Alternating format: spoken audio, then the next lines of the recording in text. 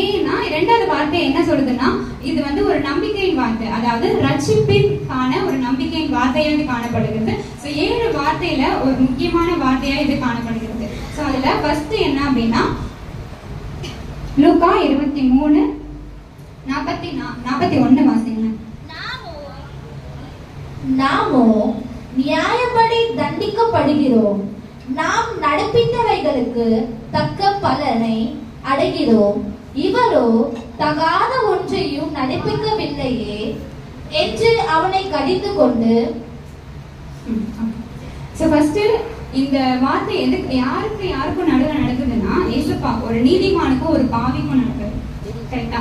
So அந்த ரெண்டாவது வார்த்தை எங்க இருந்து புறப்பட்ட அப்படின்னா அந்த 2 பாவிங்கிற நிமித்தம் இந்த ரெண்டாவது வார்த்தை புறப்படுது. ஃபர்ஸ்ட் நம்ம என்ன பண்ணோம் அப்படின்னா அவர் என்ன சொல்றாரு, நியாயத்தின்படி நம்ம தண்டிக்கப்படுகிறோம் அப்படின்னா அவர் என்ன சொல்றாரு, அங்க அவருடைய பாவத்தை என்ன பண்றாரு, அறிக்கை எடுக்கிறாரு. இப்போ ஜெசிந்தா சொன்ன மாதிரி அவங்க என்ன பண்ணாங்க, இந்த இடத்துல என்ன பண்ணாங்க, அவங்களுடைய பாவத்தை என்ன பண்ணாங்க, அறிக்கையிட்டாங்க. சோ முதலாவது என்ன பண்ணணும் அப்படின்னா நம்மளுடைய பரலோகம் வேணும் அப்படின்னா முதலாவது தேவனிடத்துல என்ன பண்ணணும், நம்ம பாவத்தை அறிக்கையிடணும். அவரு தொங்குறாரு, அதாவது 3 பேரும் தொங்குறாங்க.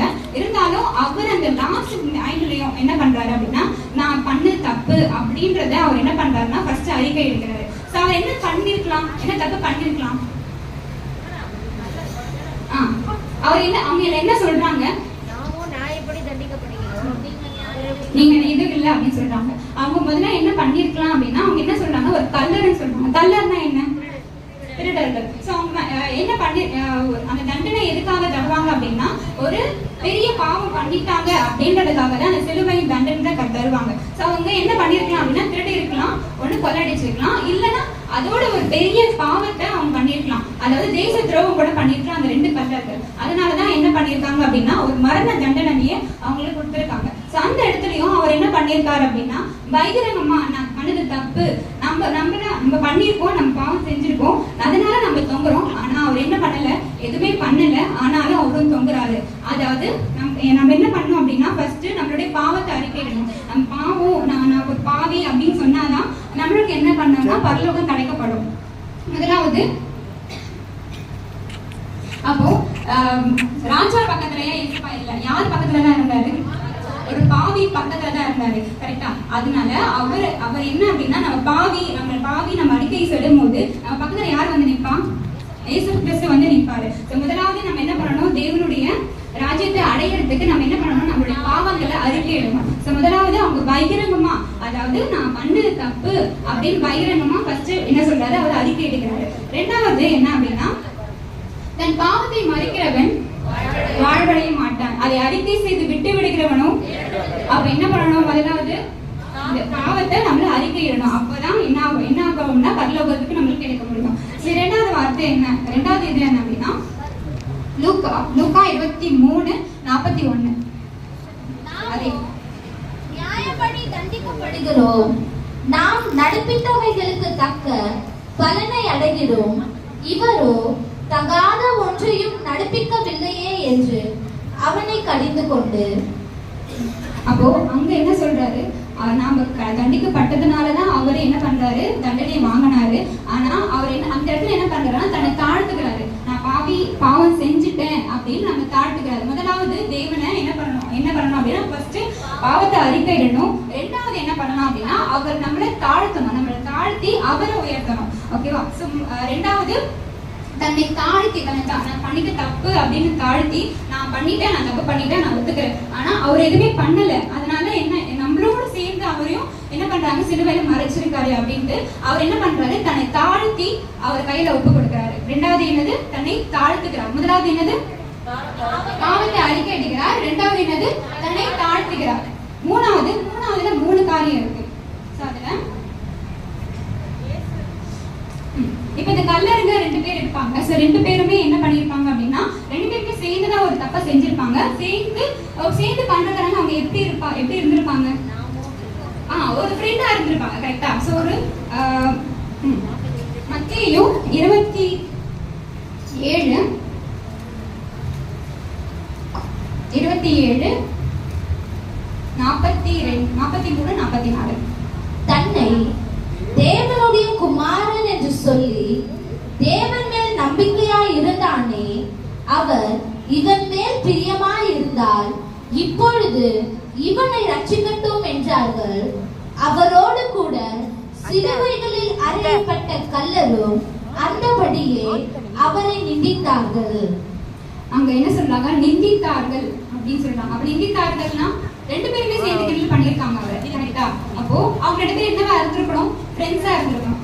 அடுத்தது அவர் என்ன பண்றாரு அப்படின்னா, அவர் கிண்டல் பண்ணும் போது என்ன பண்றாரு அப்படின்னா, அவர் கடிந்து கொள்கிறார். அந்த வார்த்தை படிங்க, கடிந்து கொள்கிறார்.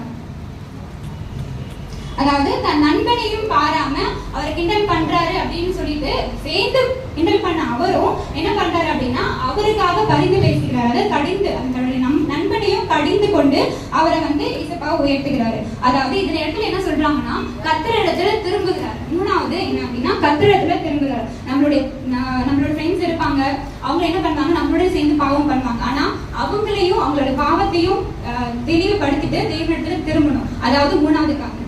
சோ அது மாத்திரம் இல்லாம எல்லாருமே தேவனை என்ன பண்ணாங்க? இழந்தாங்க. அதாவது அவங்க அடிச்சவங்களும் எழுந்தாங்க, அவங்க ஜனங்களையும் இழந்தாங்க. அதே மாதிரி கூட இப்போ அவர் பாவம் மன்னிப்பு கேட்டாரு, அவரும் என்ன பண்ணிருக்காரு? இழந்திருக்காரு, கரெக்டா? சோ அப்போ அந்த நேரத்துல அவர் என்ன ஆனார் அப்படின்னா, ஒரு வெளிப்பாடு, அதாவது அவிசுவாசம் இல்லாம ஒரு விசுவாசம் வெளிப்பட்டது. அதாவது எல்லாருமே அவங்க அடிச்சாங்க, இருந்தாலும் அவர் என்ன பண்றாரு? இவர்தான் உலகத்தின் ரட்சகர் அப்படின்ற யார் கண்கள் திறக்கப்பட்டது? அந்த பாவியின் கண்கள் திறக்கப்பட்டது. யாருக்குமே ஆனா தெரியல, அடிச்சவங்களும் தெரியல, அந்த ஜனங்களுக்கும் தெரியல. ஆனா பக்கத்துல இருந்தவர் அவருக்கு கண்களை என்ன பண்ணுது? திறந்தப்பட்டது. அப்போ அவர் என்ன பண்றாருன்னா, ஒரு விசுவாசம் அவருக்கு புறப்பட்டு வருகிறது. அதாவது அவர் கண்களை திறந்து தேவனிடத்தை திரும்பணும் அப்படின்னு அந்த கடைசி நிமிஷத்துலயும் அவர் என்ன பண்றாரு?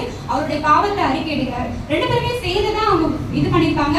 ரெண்டுத்துக்குமே லாஸ்ட் சான்ஸ் ஒண்ணு கிடைச்சிருக்கு இல்லையா? ஆனா யார் பயன்படுத்திக்கிட்டா? அந்த ரெண்டாவது கல்லன் தான் பயன்படுத்திக்கிறாரு. அப்போ மூணாவது நம்ம என்ன பண்ணணும் அப்படின்னா, கர்த்தர் இடத்துல திரும்பணும். லாஸ்ட் சான்ஸ் இப்போ ஜஸ்ட் தான் சொன்னாங்க. அப்போ அதுல என்ன இருக்கு? லாஸ்டா அவங்க என்ன ஒரு சான்ஸ் வச்சிருந்தாங்க, ஓகேவா? அதுலயும் அவங்க என்ன பண்ணாங்க? தன்னை தாழ்த்தி என்ன பண்ணாங்க? அதை உயர்த்தினாங்க. அதே மாதிரிதான் அப்போ நம்மளுடைய பாவத்தை அறிக்கையிட்டு நம்ம என்ன பண்ணணும்? தேவனிடத்தில் திரும்ப கடவுளும்.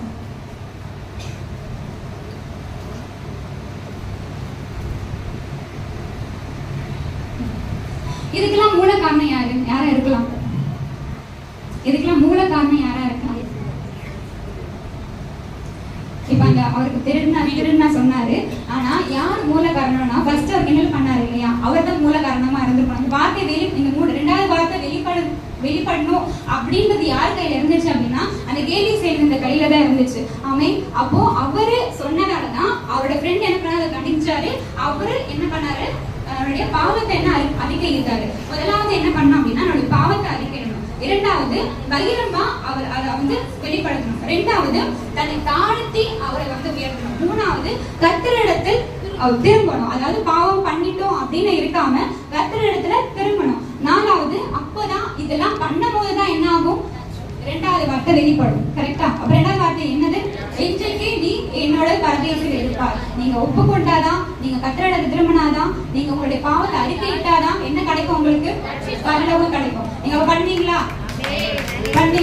அப்போ எப்போ கிடைக்கும் அப்படின்னா, நீங்க ஒழுங்கா இருந்தாதான் பரலோகம் கிடைக்கும். நம்ம பாவின்னு சொல்லிட்டு இருந்து நம்ம அதுக்கு யூஸும் இல்லை. நம்ம பாவிதான், ஆனா இருந்தாலும் என்ன பண்ணணும்? நம்மளுடைய பாவத்தை அறிக்கையிட்டு அழுத திரும்பும் போதுதான் பரலோகம் கிடைக்கப்படும். ஆமே. கர்த்தருடைய வார்த்தை ஞானத்துக்காக கொடுத்ததுக்காக நன்றி.